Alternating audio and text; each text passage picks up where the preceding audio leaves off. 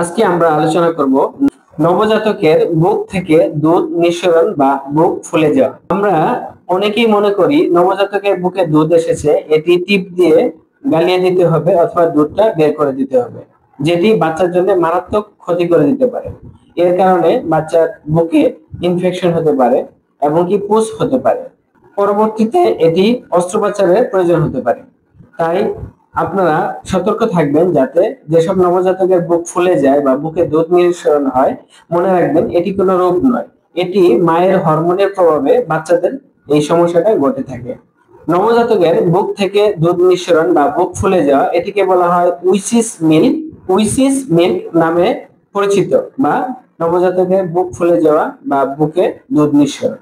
সাধারণত মায়ের oestrogen hormone শিশুর শরীরে প্রবেশ করে, যার ফলে নবজাতকের বুকে দুধ নিঃসরণ হয় বা বুক ফুলে যায়। এটি স্বাভাবিক একটা ব্যাপার।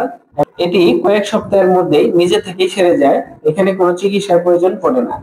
ছেলে বা মেয়ে উভয় ধরনের শিশুদেরই বা নবজাতকদের এই বুক ফোলা বা বুকে দুধ নিঃসরণ সমস্যা দেখা দিতে পারে। তাই আমরা সতর্ক থাকি এবং ভুলেও যেন এই বুকের দুধ বের করে দেওয়ার জন্য যাতে টিপাটিপি না করি বা চাপ প্রয়োগ না করি, তাহলে আমাদের নবজাতকরা সুস্থ থাকবে এবং এটি একটি স্বাভাবিক প্রক্রিয়া। তাই সবাইকে জানানোর উদ্দেশ্যে আমার এই ভিডিওটি করা।